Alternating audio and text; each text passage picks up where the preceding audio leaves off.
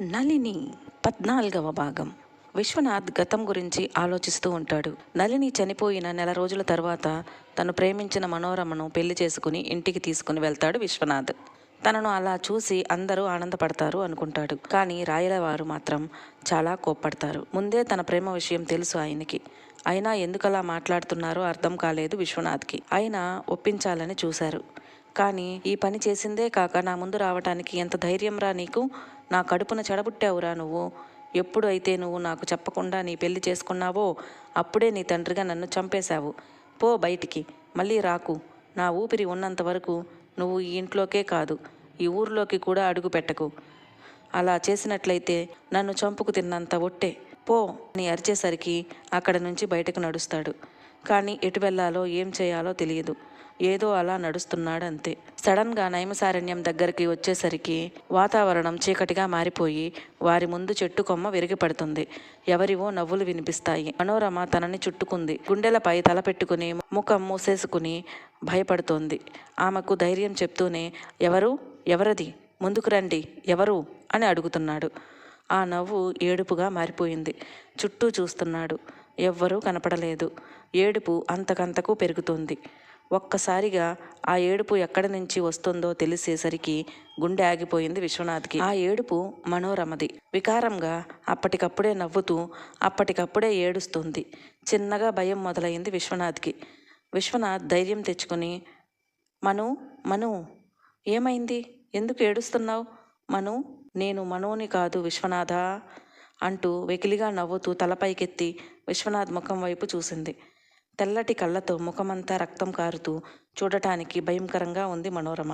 ఆమెను చూడగానే విశ్వనాథ్ గట్టిగా అరిచి మనోరమను వెనక్కి తోసేయాలని నెడతాడు. కానీ తను అప్పటికే విశ్వనాథ్ మెడ గట్టిగా పట్టుకుంది. చెప్పాను కదరా మళ్ళీ వస్తాను అని. నిన్ను చంపనిదే నా ఆత్మకు శాంతి ఎక్కడిదిరా? ఈ నళినిని చంపి పెళ్లి చేసుకుని హాయిగా కాపురం చేసుకుందాం అనుకుంటున్నావా? నేను ఉండగా నీకు మనశ్శాంతి ఉండదు అని గట్టిగా నవ్వుతూ విశ్వనాథ్ మెడ పట్టుకుని గాలిలో అలా పైకి లేపుతుంది. విశ్వనాథ్కు అర్థమైంది నళిని మనోరమను ఆవహించింది అని. ఊపిరాడక తనను విడిపించుకోలేక ఉక్కిరి బిక్కిరి అవుతున్నాడు విశ్వనాథ్. ఇక తన పని అయిపోయింది. ఇంకొక నిమిషం అలా పట్టుకుంటే చనిపోతాడు. తనింక బ్రతకడు అని ఫిక్స్ అయిపోయాడు. సరిగ్గా అప్పుడు గట్టిగా శంఖారావం వినపడింది. శబ్దం రాగానే మనోరమ శరీరంలో ఉన్న నళిని పక్కకి తిరిగి చూస్తుంది. అక్కడ నరసింహరాయులు, భూపతి, ఇంకో ఇద్దరు, ఇంకా ఒక స్వామి. అతను దిక్కులు పిక్కటిల్లేలా శంఖం ఊతున్నాడు. వారందరినీ ఒకే చోట చూడగానే నళిని ఆవేశం కట్టలు తెంచుకుంది. విశ్వనాథ్ను అదే చేత్తో దూరంగా విసిరేసి నరసింహరాయుల మీదకి రాబోయింది. వెంటనే ఆ స్వామీజీ తన మీదకి నీళ్లు విసిరాడు.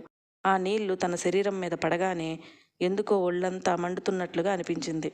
ఒక్క క్షణం ఆగి మళ్ళీ ముందుకు దూసుకు వస్తుంది.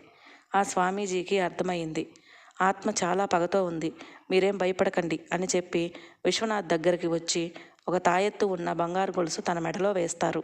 నళిని నరసింహరాయుల మీదకి వెళ్తోంది. కానీ ఆయనను ముట్టుకోలేక వెళ్ళినంత వేగంగానే వెనక్కు పడుతోంది. మిగతా వారిని కూడా ముట్టుకోలేకపోతుంది. ఇక కోపం తట్టుకోలేక నరసింహరాయులు నుంచున్న చెట్టు వైపు చూస్తుంది.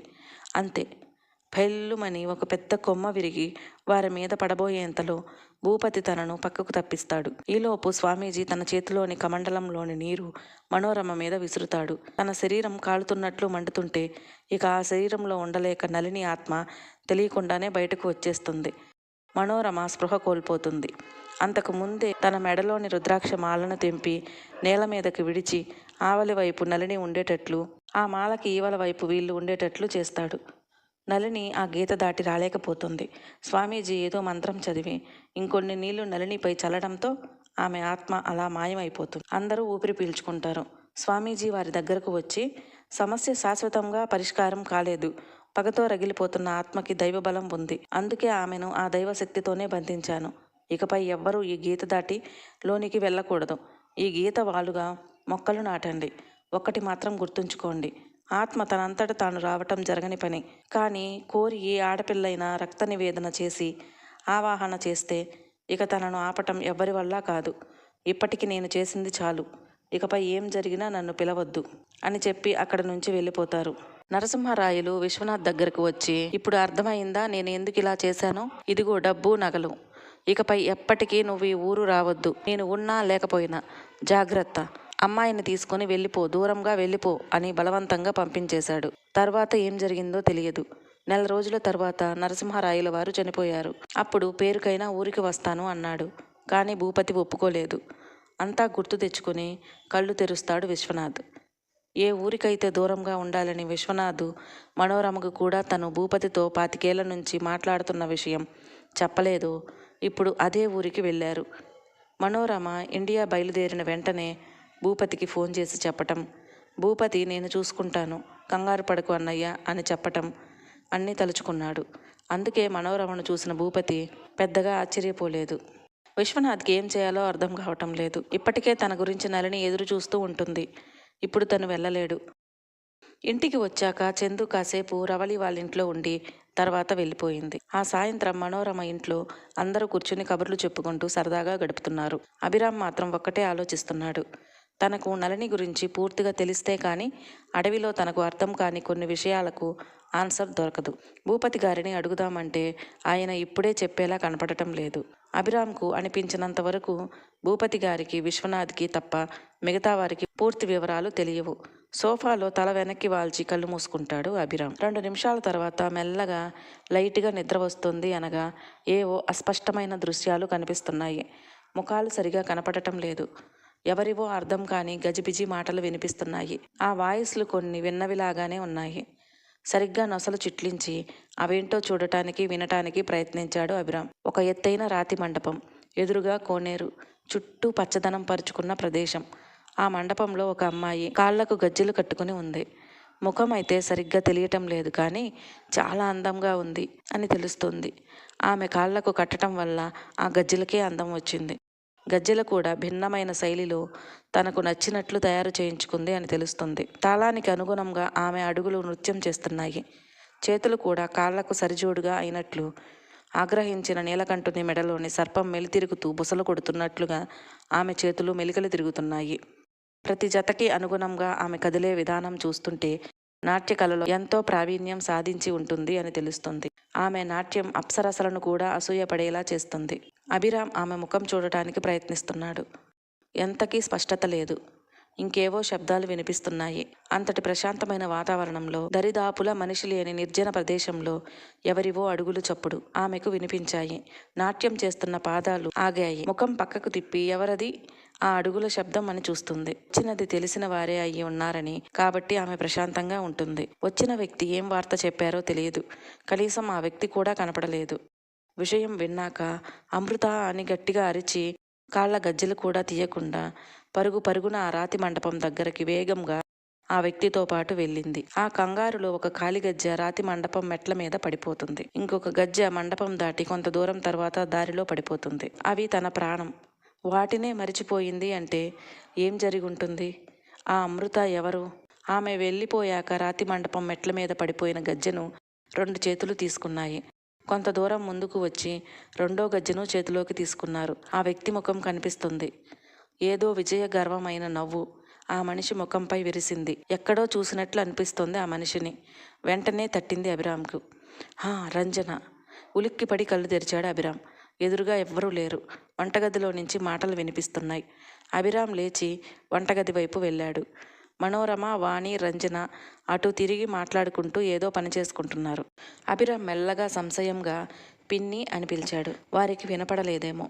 ఒక్కరూ చూడలేదు. ఈసారి కొంచెం స్వరం పెంచి పిన్ని అన్నాడు. ముగ్గురు వెనక్కి తిరిగారు. మనోరమ, ఏంటి అభి, ఇక్కడికి వచ్చావు, ఏమైనా కావాలా అని అడిగింది. అభిరామ్ మాత్రం రంజననే చూస్తున్నాడు. ఆ ఇంటికి వచ్చిన దగ్గర నుంచి ఆమెను అంత తీక్షణంగా చూడలేదు. కానీ తనకి ఇప్పుడు కనపడిన దృశ్యంలో 25 ఏళ్ల క్రితం రంజన కనపడింది. రంజన, ఏంటి బాబు చెప్పు, ఏం కావాలి నవ్వుతూ అడిగింది. అభిరామ్ మనసులో, ఓహో, ఈ నవ్వు ఆ నవ్వు ఒకటి కాదు. ఇప్పటి ఈమె కళ్ళలో ఏదో భయం, బాధ. అప్పటి ఆమె కళ్ళలో గర్వం. ఆ నవ్వుతో కూడా ఏదో సాధించాను అని, లేక ఏదో జరగబోతుందో అనో గర్వం కనిపించింది. ఇలా అనుకోగానే తన మెదడులో చురుక్కుమన్నట్లుగా చిన్న నొప్పి మొదలైంది. తల పట్టుకుని, తల నొప్పిగా ఉంది పిన్ని, కొంచెం కాఫీ. అయ్యో, నేను తెస్తాను, నువ్వు కూర్చో బాబు అంటుంది రంజన. మనోరమ కంగారుగా అభి నుదుటి మీద చెయ్యి వేసి, అభి, ఆర్ యు ఓకే? డాక్టర్ని పిలిపించనా? నోమా, ఐఎమ్ ఫైన్. ఇది అలాంటిది కాదు, జస్ట్ చిన్నది, నువ్వేం కంగారు పడకు అని చెప్పేసి రంజన వైపు చూస్తూ హాల్లోకి వెళ్తాడు. కాసేపటికి రంజన కాఫీ తెచ్చిస్తుంది. అభిరామ్ కాఫీ తాగేసి తన రూమ్కి వెళ్ళిపోతాడు. కళ్ళు మూసుకొని మళ్ళీ ఏమైనా తెలుస్తుందో ఏమో అని గుర్తు తెచ్చుకోవడానికి ప్రయత్నిస్తాడు. కానీ ఏమీ గుర్తుకు రావు. ఒక అరగంట తర్వాత మనోరమ గదిలోకి వచ్చి అభిరామ్ నుదుటి మీద చెయ్యి వేసి చూస్తుంది. అభిరామ్ కళ్ళు మూసుకునే నాకేం కాలేదమ్మా అంటాడు. నిద్రపో నాన్న, నిద్రపోలేదా నాన్న అని అభిరామ్ నుదుటి మీద వేసిన చేత్తో నిమురుతూ అడుగుతుంది. నీ ఒడిలో నిద్రపోవాలని ఉందమ్మా. మనోరమ బెడ్ మీద కూర్చుంటుంది. అభిరామ్ లేచి మనోరమ ఒడిలో తల పెట్టుకుంటాడు. అభిరామ్ తల చేత్తో దువ్వుతూ అడుగుతుంది ఆమె. ఏం ఆలోచిస్తున్నావు నాన్న? అభిరామ్ కళ్ళు తెరిచి నీకెలా తెలుసమ్మా? అమ్మను కదరా, బిడ్డ మనసేంటో తెలియదా? ఏమైంది చెప్పు. మీ డాడీ గురించా? అవునమ్మా, డాడీ వస్తారు కదా. తప్పకుండా వస్తారు నాన్న, నువ్వు అలా చూస్తుండు. కొంచెం సేపటి తర్వాత అమ్మ నేనొక విషయం అడుగుతాను, చెప్తావా? అడుగు నాన్న. పొద్దున్న తాతయ్య గారి గురించి చెప్తూ ఆయనకి ఎదురు చెప్పేవాళ్ళు లేరని చెప్పావు కదా. అవును నాన్న, అందరికీ ఆయనంటే అంత భక్తి భయం. మరి అలాంటి గొప్ప ఆయన్ని ఎవరో ఒకరు మాత్రం ఎదిరించారు అని చెప్తూ ఆపేశావు కదా. ఎవరమ్మా? ఇప్పుడు అవి ఎందుకురా, పడుకో ప్రశాంతంగా. అభి ఆమె ఒడిలో నుంచి లేచి చెప్పమ్మా ప్లీజ్. సరే సరే చెప్తాను. మనోరమ అభిరామ్కు ఏం చెప్పబోతోంది. నళిని ఆత్మ పగతో రగిలిపోతూ ఎవరి చావు కోసం ఎదురు చూస్తుంది. మన వీడియోస్ మీకు నచ్చినట్లయితే ప్లీజ్ లైక్ చేయండి, షేర్ చేయండి, సబ్స్క్రైబ్ చేసుకోవటం మాత్రం మర్చిపోకండి. మరో మంచి వీడియోతో మళ్ళీ కలుసుకుందాం. అంతవరకు థ్యాంక్ యూ.